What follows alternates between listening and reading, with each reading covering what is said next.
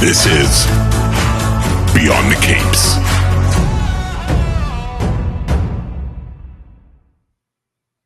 All right, everyone. Welcome back to another episode of Beyond the Cape podcast.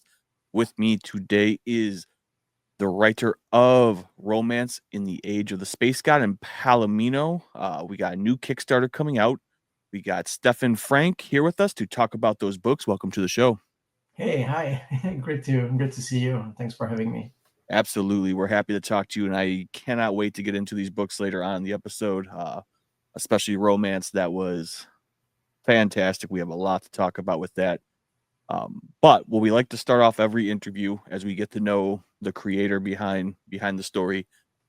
This medium, comic books, graphic novel, just the medium in general, kind of the visual storytelling, is probably one of the most rewarding fields, as I say to everyone. Seeing your name on a cover, knowing that your story inspired so many people to either start in their own medium or just to see the representation of their life, their struggle, anything like that. It's one of the best feelings in the world. This medium, on the flip side, will also destroy you in a very soul-crushing way. What keeps you going from not just at some point in life just being like, you know what? I could have been a baker or an accountant, but I want to keep going because this means something to me. You know, I think it's the type of life project that this is just what you're about, and I don't think anyone gets into comics going like, "Hey, you know what? Here's a great racket. I'm gonna get into it." Right? It's just not the case, right? So it's like it has to be a life project. That's the best way that I can put it. No, absolutely. In terms of it's a lifelong commitment. I feel like even if you start and maybe something doesn't go right the first go around, it always remains with you. Well, maybe if I change this or I work on this new story and come back, it never really leaves your system. Even if you might leave it for a little bit, that feeling and that passion stays with you.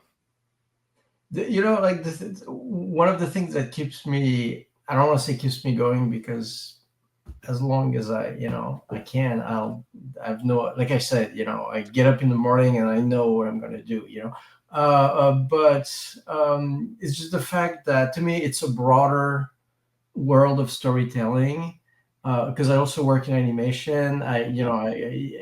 So there's enough of a variety of projects, that if one thing is starting to just crush my soul a little too hard, then I can lean, I know I have the other thing going too. So I think it kind of brings balance.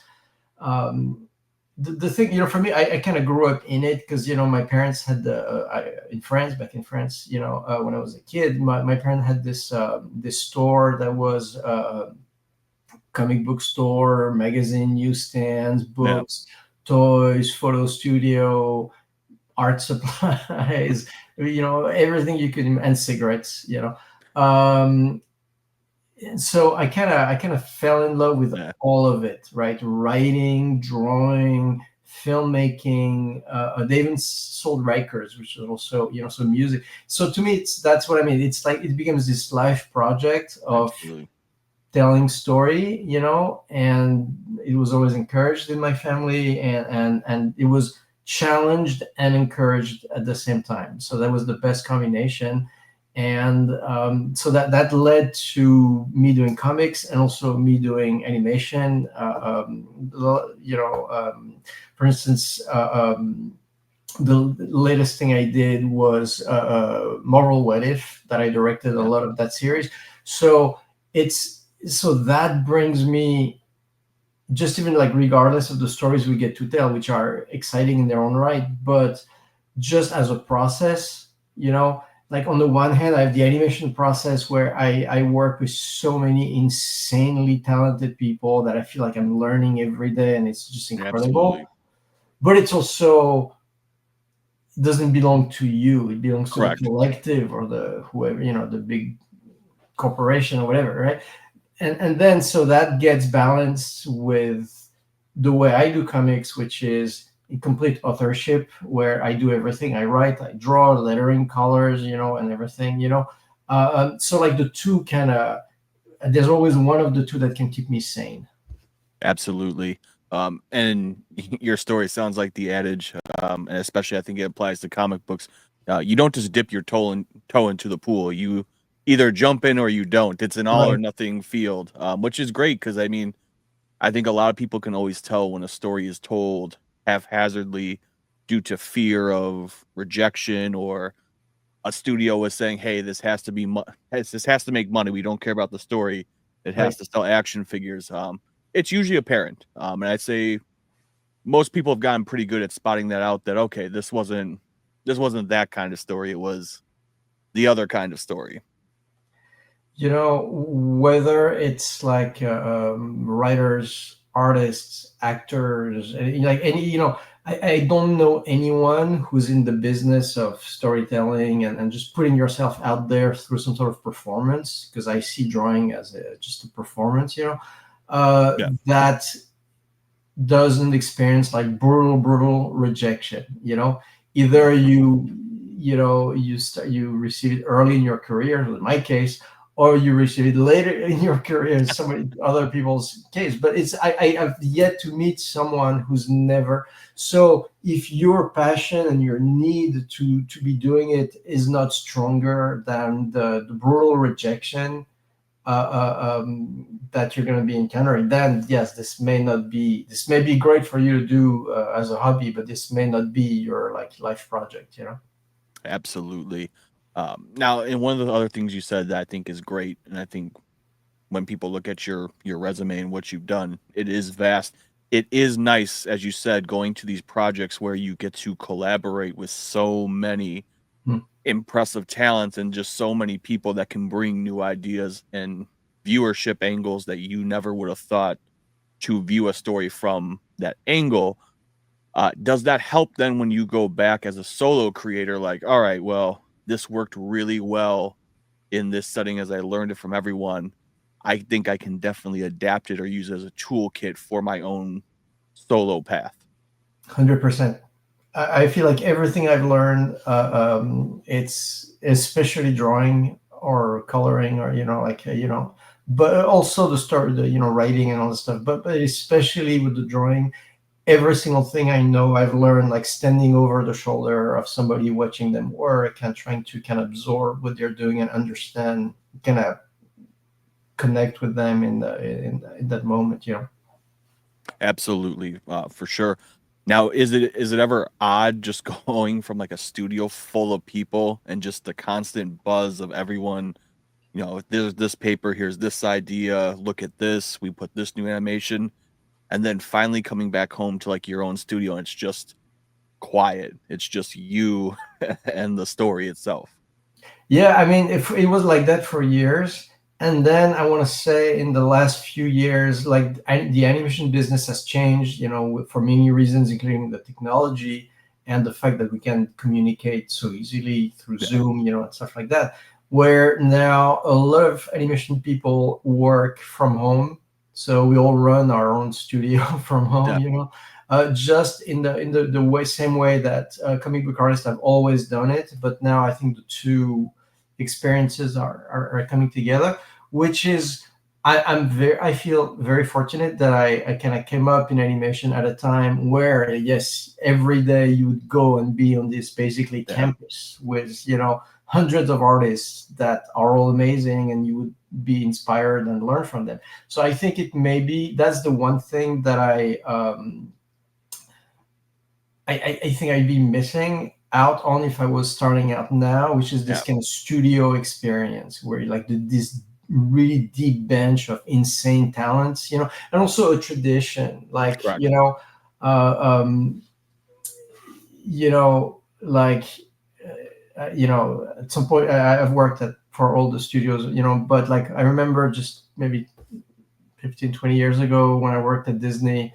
Uh, um, Working with people who had been trained by the nine old men, who had been trained by the very first, Yes. and so you have this kind of tradition, this transmission of skills and the craft, I guess is the Exactly. word, that I think it's really wonderful to receive person to person. And I do everything I can to whatever little I've gotten from that transmission now to just also transmit it myself, but it's just like, it's, those cultures, it's where our, civilization is made of, right? Absolutely. Is the, those pockets of cultures where like people know how to do certain things, and that gets transmitted to the next people and the next people, and it's crazy, because if you were born tomorrow and there's no one on earth, right? It's just like you wouldn't know anything. The only reason you know anything is because you've learned it from somebody who's learned it from somebody. That's really incredible when you think of it. Absolutely. I think there's a lot to be said for that master apprentice relationship, that has kind of been lost to a degree, because it is easier to send out like a video that was pre-recorded of, this is how we want you to do. Right. We want you to draw this block. Look at this video. And you probably come pretty close to drawing the block the way they want it to, but having that person who's drawn that block from hand for 20 years, who's going to teach you to do it for 20 years, and so on. Man, that is definitely a lost craft all around, but especially I feel like in this medium, in comic books, especially, like sitting in the bullpen and having everyone look at you and say, no, that's not quite it. Let me show you how to master these feet and hands, the big ones. Yeah. You said 20 years, but like when I worked again, back at Disney, I was, again, maybe 20 years ago, or maybe 15, I can't remember, something like that. I still get to know Joe Grant, who was 96 years old at the time, and who, for people who don't know, he designed the Witch in Snow White. So this is how far back to the origin of the medium, he was, So, and in comics too, I got to meet people who, you meet the people who,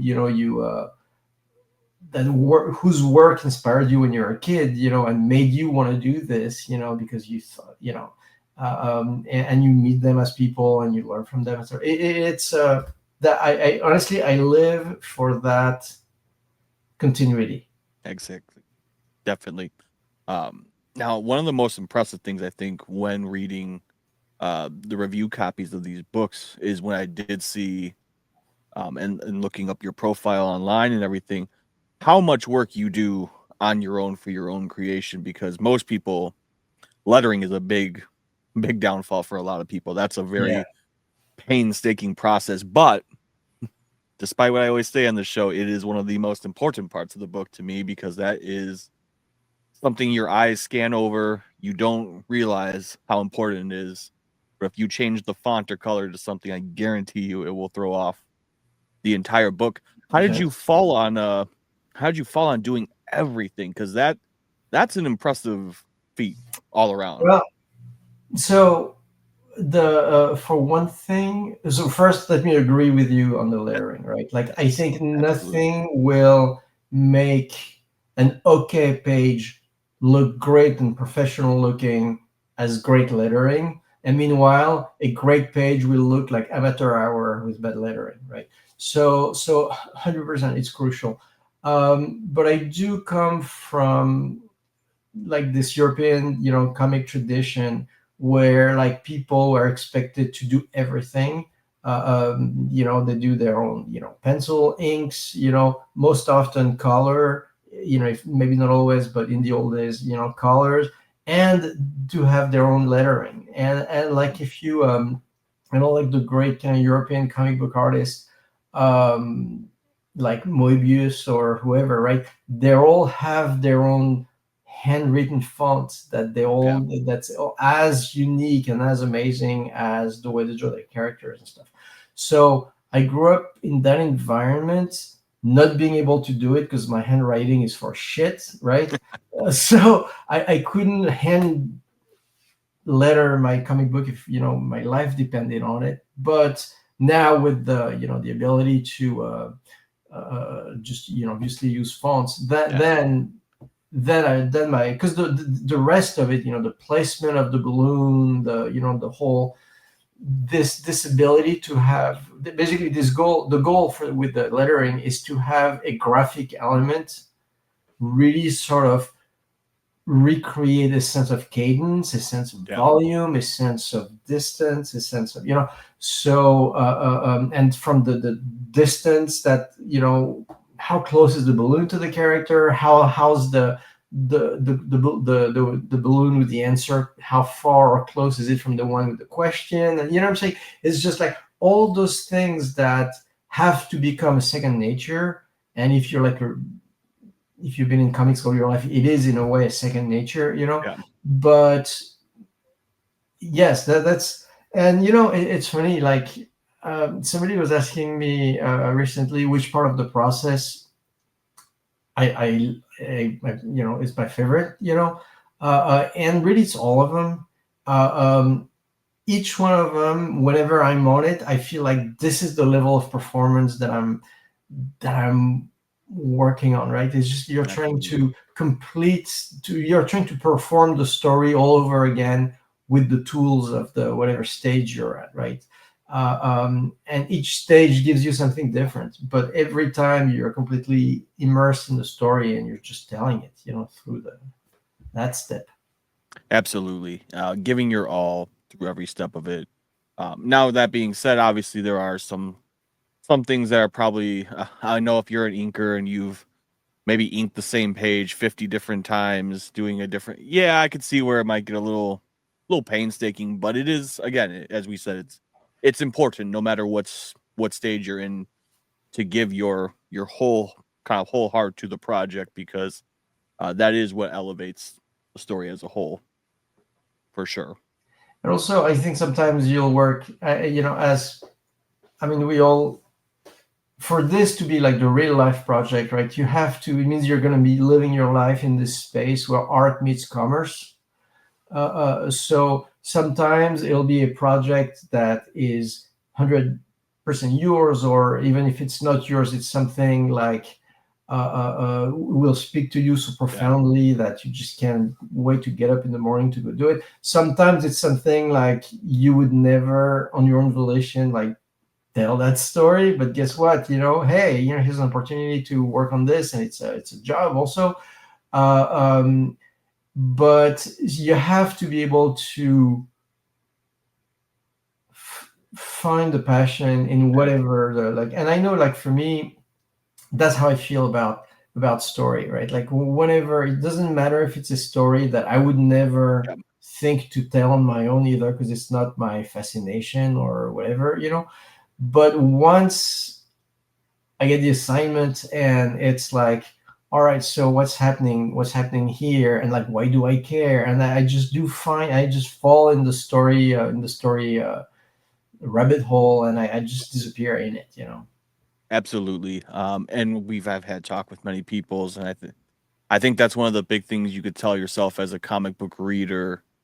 As you first get into comic books, it's all about the big Marvel, DC, reading the Batman, Superman.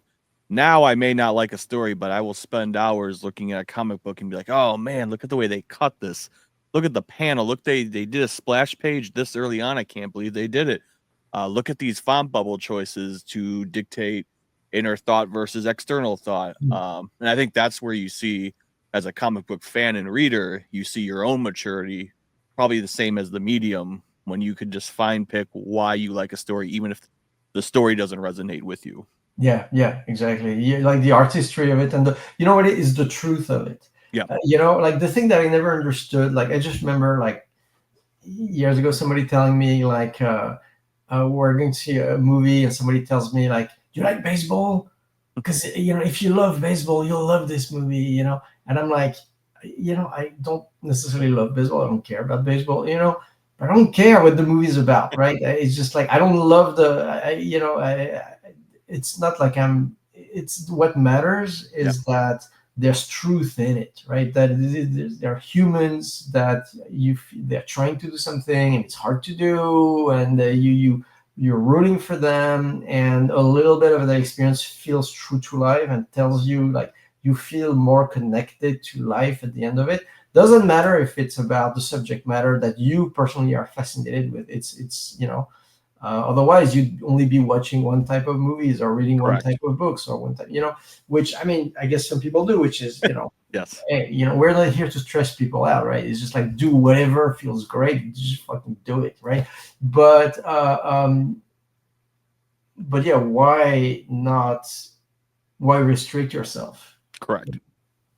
Absolutely. No, I think everyone can agree. And I think that's, again, biggest part of being a fan reader, even in the medium. That's your mark of you really are starting to understand the medium itself, is when you can appreciate those finer strokes. Which brings us to the finer strokes is the whole reason we're here. And that is, depending on when you're listening to this, the Kickstarter either pre-launch or already launched. So we have volume 4 and 5 of a story it's ongoing, Palomino, and probably another really fun story out of this year. That's probably easily in my top list, Romance in the Age of a Space God, which is funny enough because you put in the prelude to the story that you have broken every rule to comic books making the story, which is very fair when you read it, which was probably one of the best things to read and see it enacted. How did we get to this? It started during the pandemic, where I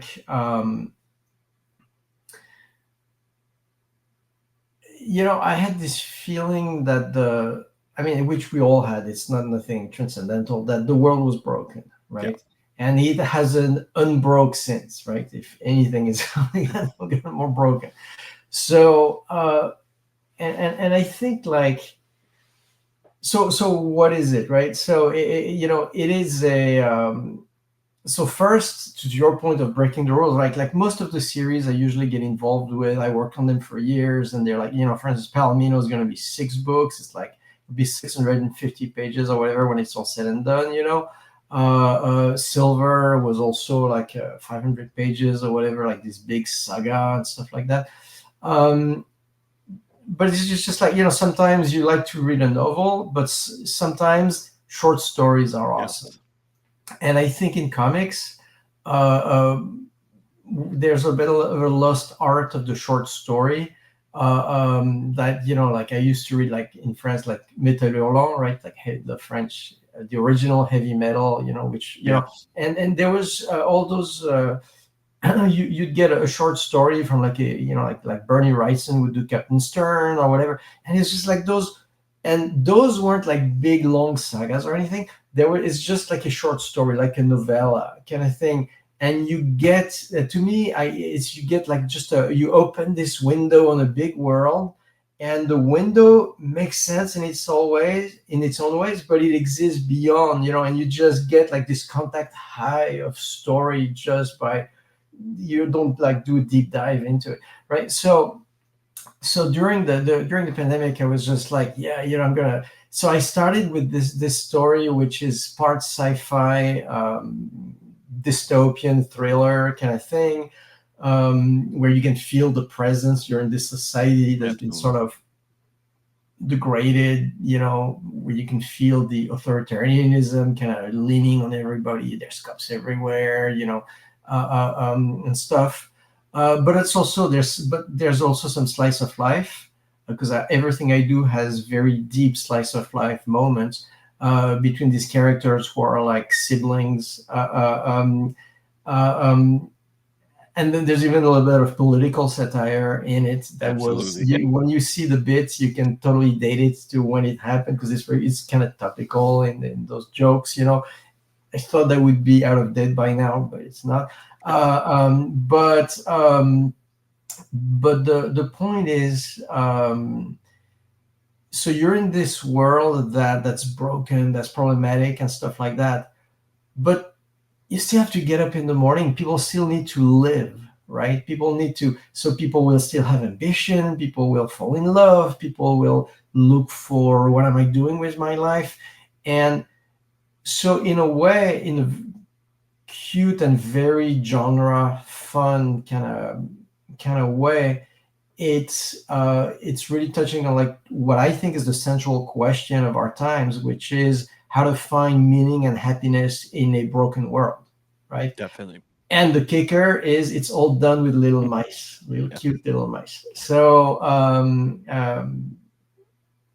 and so that kind of came together almost like as a primal scream, right, during the pandemic. Absolutely. And at the time I was just, hey, it's the pandemic, everybody was doing those free podcasts, but I was just, you know what, I'll just gonna and so I think it was a black and white, or no, it was like a simple color, like a two-tone sort of version. So I just put it out as a free web comic, and people read it, and so it was really fun. Um, it didn't go on for very long because it is a short story as it stands Yeah. right now, but that's how it was born. And then last year we really wanted to do like a print edition for Comic Con, so we did this very small edition just to get. And also, it's, as you said, it's such a weird. I mean, I feel like, to begin with, we're in the business of telling the weirdest stories. No, Absolutely. sorry, I said it wrong. What I usually say is we try to tell the most universal stories in the weirdest way possible. That's what I was thinking. But even so, that's a weird one. And so I was like, okay, well, I did it for me. I don't know if it will speak to anyone. Yeah. So we did this very limited run. We brought it to Comic Con and sold out very quickly. So now with the Kickstarter, we're going to do like just a proper big run for the story. And the cool thing, just to, sorry, it's magazine size. Even so better. Which to me harkens back to that kind of, that, you know, like the old days of Metal Hurlant or Kitchen Sink, or, you know, that kind of weird kind of comics, you know, with an X, you know, meaning like it's, so I like to say it's like Philip K. Dick meets Karl Barks. Perfect. And you know, it's weird. I think a lot of people are going to resonate it, and I agree with the short story, because I think a lot of people, we gotten way too used to continuity, and then when people don't like the continuity, we just reset it, keep the parts that we think they're going to like, and we try another path. Right. And a lot of people can argue, you know, this is what people want, but if you look, I mean, Spider-Man was meant to be a short story. The whole Right. Amazing Fantasy was going to shut down, so they said, all right, well, let's just throw this story out there and see what happens. Right. And I mean, look where we got. So I mean, I think this short story is definitely going to resonate. I think one of the beautiful things about it, and I could just be reading too much into it, is just the little symbolisms I think throughout. I assumed you chose mice, because we're all just kind of rats in the race, is why I assume that might be. There's this line at some point where he says we're like the hamster in the wheel or whatever, and the little mice is cute. I'll tell you where the mice came from to begin with, right? So I started out by being a traditional 2D animator. That was my first, right? And the first movie that I worked on, was An American Tale 2: Fievel Goes West. And it was just like, oh, you know, and like the thing with 2D is hard, you know, you have to draw really well and consistently from every angle you can possibly imagine. It's just like, it really, really, you know, the draftsmanship of it is really like something. It's a big element of it. Anyways, and so we used to say something in the days of 2D is that by the time the movie is over, is like when you finally know how to draw the characters properly, you know. Exactly. And so like 2D animators, sometimes they work on a movie, and just by the end, they feel like, fuck, now I have it now, and the movie is over, you know. And so for years and years, you end up doodling those characters, you know. And so so for me, that was definitely the case, where, like, because it was my first job too, so it was really it was hard, you know. And so like just drawing these little mice was just super, super fun, and that's something that stuck with me. And then it became, not only is it super appealing, but just like using that to tell a story that that's sci-fi, that's everyday life, that's dystopian, in a way that you could completely tell with more like regular people. It's just, it speaks to the cognitive dissonance of the whole moment. Definitely. And I think one of the nice things too, and I think this goes back to like Art Spiegelman when we look at like Mm, Mouse. mm, It escapes you so much when you read the story because you're like, oh, it's animals enacting, history. And then yeah, I think it really hits you as you keep bringing the story, like and you start to realize, like, no, no, this is us. this is us. And it hits you like at a pivotal moment. And I think with this story especially, that is kind of one of those things, especially towards the end, uh, where our character, he's just trying to make it.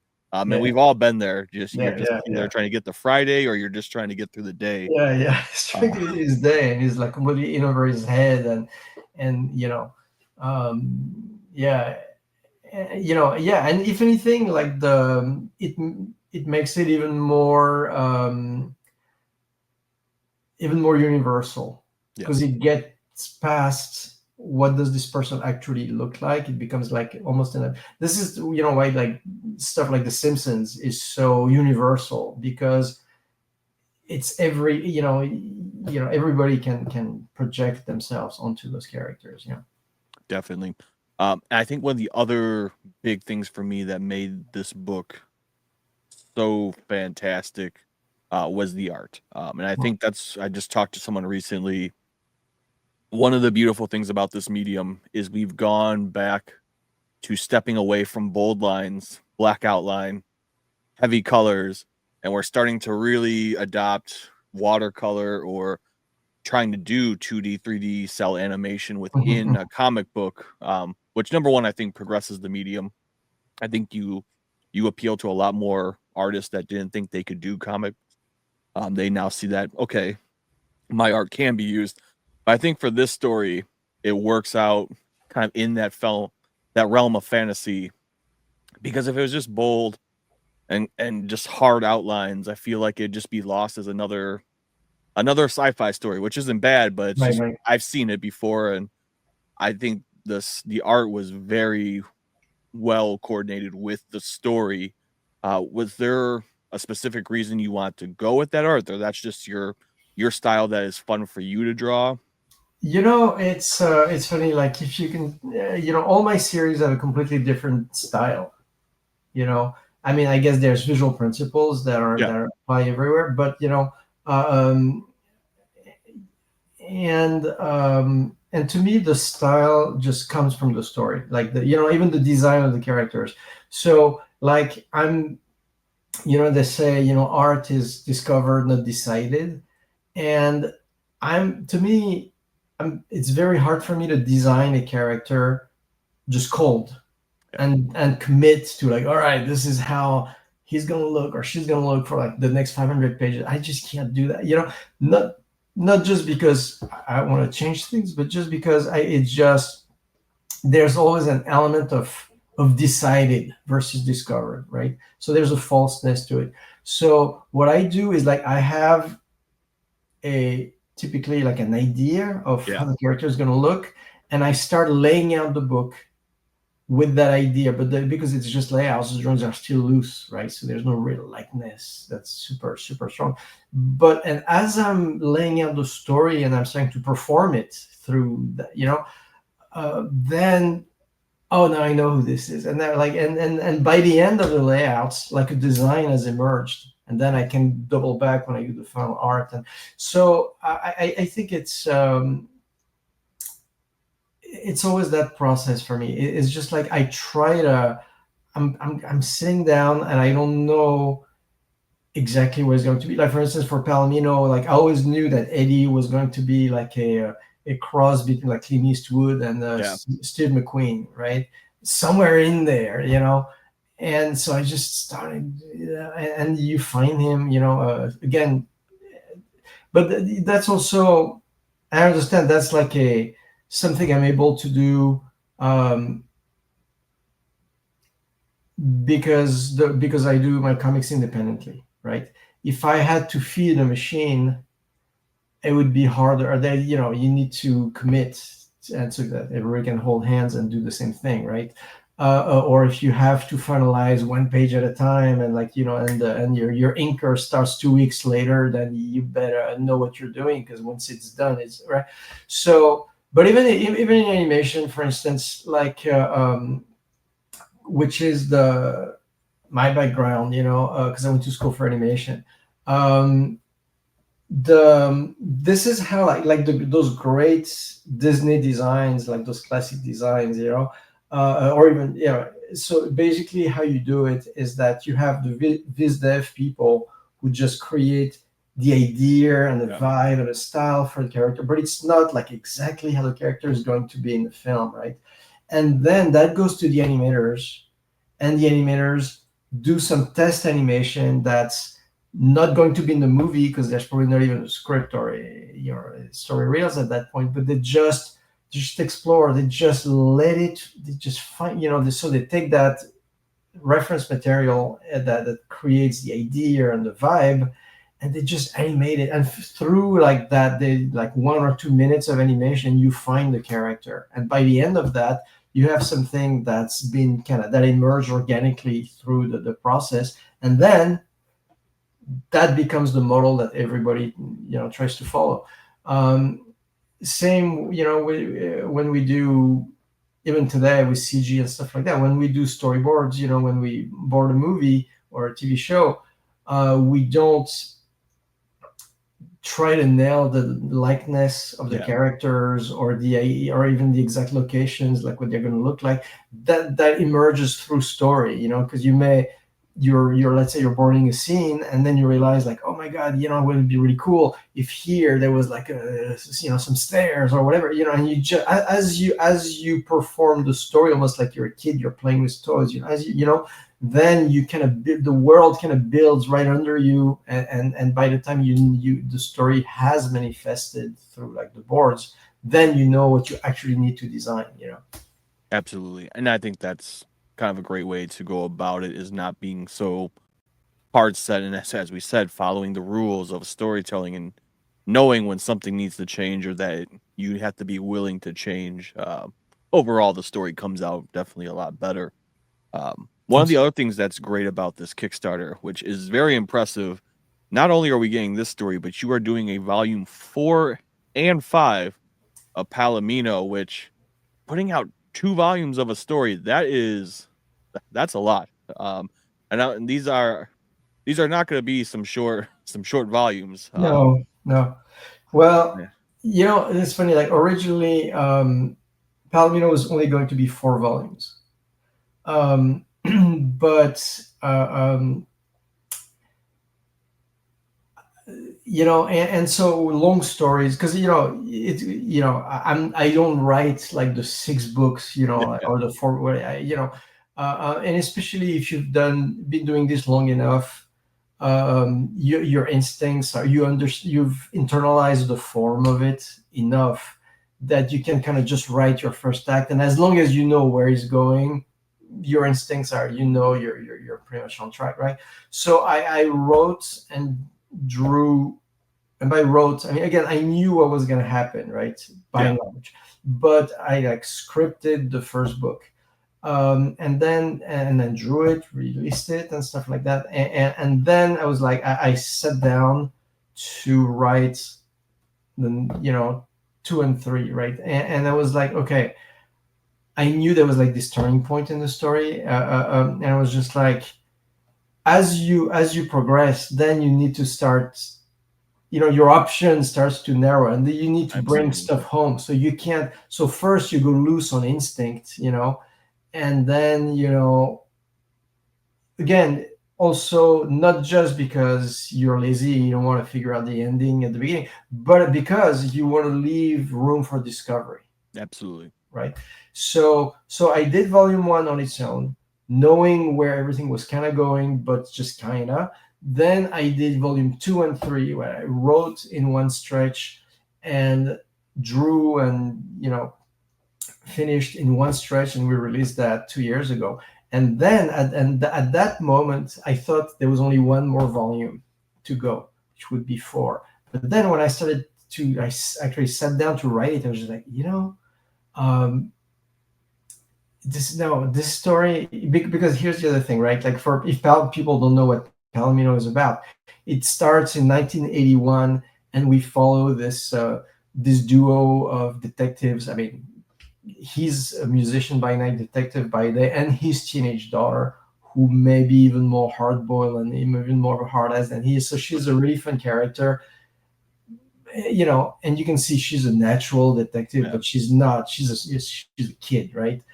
And their duo is really hilarious, and the idea was to do the whole series there. But then I realized, as I was starting with volume 4, I realized, like, oh my god, no. And it all started to make sense that we needed a time jump, and we were Yeah. now in 1995. And and the Palomino, which used to be a real place, actually, right? The first 1981 was the heydays of the club, because that's when, like, club culture and stuff, Yeah. and with live music in LA was at its peak. And then it closed in 1995, right? So we have the first half of the story takes place in 1981, and then we have the second half takes place in 1995. So from the height of the club to the end of the club, so you have symmetry. And the fun thing is that in the first section, because he's grown up, right? He takes the lead. He has the lead as the Absolutely. detective. But in 1995, now she's 29. She's all grown up, and she's the one who takes the lead and closes the case. So there's, like, you're seeing these characters.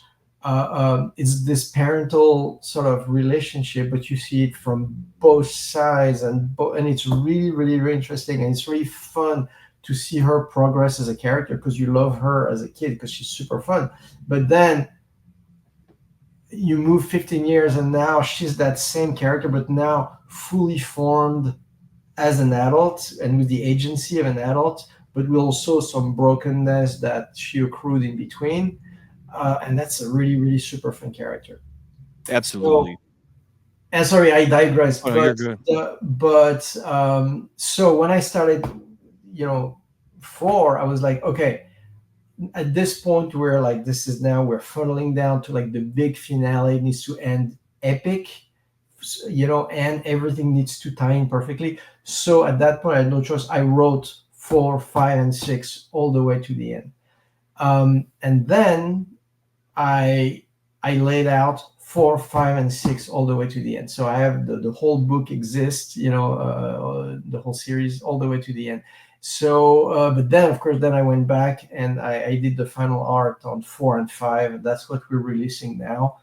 And then we still have 6 that needs final art, but at least it's laid out and written, Yeah, and exactly. so we already know that everything ends perfectly, like, super satisfying, huge, epic. Everything ties together.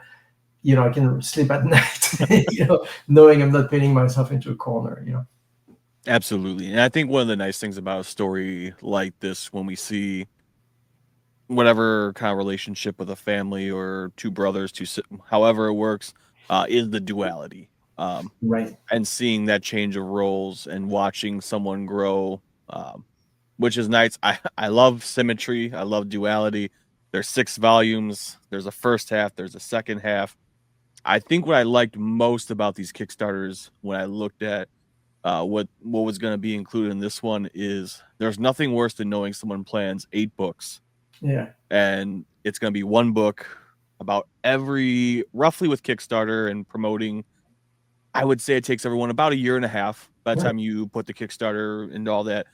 There's nothing worse knowing I had to wait to the end of a story in 10 years. And it's Yes. crazy to think how different my life is going to be finishing up a story. I think one of the best things when I look at the timeline now for this is introducing the characters, big chunk of story 2 and 3, Yeah. big chunk of story 4 and 5, and then this grand epic finale that we will Right. get, I would assume sometime 2026. Yeah, it shouldn't be too long, because, like I said, it's already written, which is takes a long time. The writing, especially when it's the big complex stories. Uh, um, there's a lot of plotting involved. Everything needs to tie together. You need to, and also when you're doing something like, because this is like a neo-noir crime story, right? So you're gonna need to serve some of those tropes, like the stuff we know we want and we know we love, right? Absolutely. But you can't.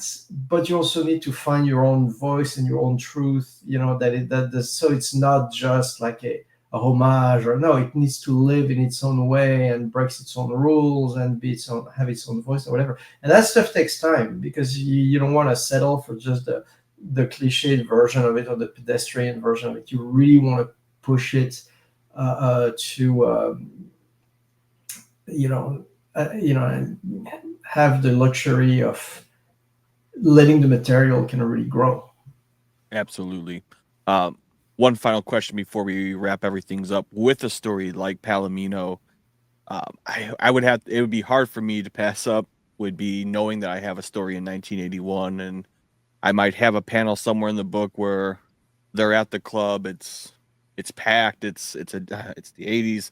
We all know what that means. Yeah. And then going to this time jump and like trying to recreate that panel, but showing like the switched roles, the decrepit building, and showing not only the time jump, but also how things have changed within the relationship and kind of the natural handing of the torch. I don't know if that was something that there might be a little bit in this book of, or if you kind of look back and you like, I wouldn't Yeah, mind doing a little bit of that. absolutely. And especially in terms of, which is ironic because it's a book, but music had changed, Yeah. right? The crowds have changed, the styles, that's just so there's definitely trying to capture. And at the end of the day, I'll tell you, like this series, well, all my series, I realized recently, have one thing in common: they're all about family. One way or the other, it's all about family. But this one in particular is about change. It's about the time passing, time changing, and all the things you take for granted, whether it's like from civilizations to cultures to traditions to that get lost, disappear. Forms of government could change. You don't know. The presence of your loved ones, can change also, right? So in this perpetual sort of changing process that never stops, what is it that remains? What is it that stays, right? That sticks around once you're gone. Times have changed, the world has moved on, but what is still exists, what is like the speed of light is never changing, right? And to me, it's that human spirit that gets passed on from a need for justice, a need for empathy, for it's just that moral compass, that moral fiber, right, that gets weaved from person to person to person. And that's at the end of the day, that's the constant, that's the speed of light. Everything else is just changing around it, and I think it speaks to our times and our lives, and I think it's a really fun metaphor for it. Absolutely. I think a lot of people are going to enjoy these books. So as we talk about these books, depending on when you're listening to this, either the Kickstarter is still in pre-launch or it's already launched. What is our timeline looking for this campaign? So we are, I think the plan, the goal is to launch mid May. Okay. And then from mid-May, is it going to be like a 30-day campaign or a little bit longer? Or a little bit shorter. Okay. It turns out these days, like all the action takes place at the beginning and the end. So maybe we shorten the middle a little bit. We'll see. Perfect. Well, if anyone's listening, that means if you are interested in the story, get over to the page. The link will be in the comments, depending on wherever you're listening to this. Follow it. Get a dose of what we're talking about here. You're gonna love the stories. For everyone that loves everything you said, and like I said, not just comic books that you've done, your animation rap sheet is impressive as well. Where can everyone follow you to stay up to date with what you're working on, what you got in the works? You can follow me on Instagram. Is the easiest, I think. It's just my name, Stephan Franck, on Instagram. You can go. I have a personal website too, which is stephanfrank.com, where you can see all the work I've done, whether it's animation or comics or anything else. And then, of course, all our books are available on darkplanetcomics.com. Awesome. So for everyone listening, go check him out. Follow him. Follow the Kickstarter. Again, I've read the stories. They are fantastic. Go ahead, get involved. Thank you for coming on and answering our questions. It's my pleasure. Thank you. Look forward to watching the story unfold. We hope everyone listening, or if you're watching this, you have enjoyed Beyond the Cape podcast, brought to you by the Uncensored Nerds Network, where we have this show, the Comic-Con podcast, We Got Issues, Ben Templesmith's Squidcast, a whole bunch of shows. Go follow us. Go listen to our shows. You're going to love it. Most importantly, though, go look up this book, follow the Kickstarter, invest in the story. You're going to love it like I did. And we can't wait to have you back on and discuss some more stories. Yeah, it's my pleasure anytime. Absolutely. Everyone listening, we hope you had fun. Have a good night.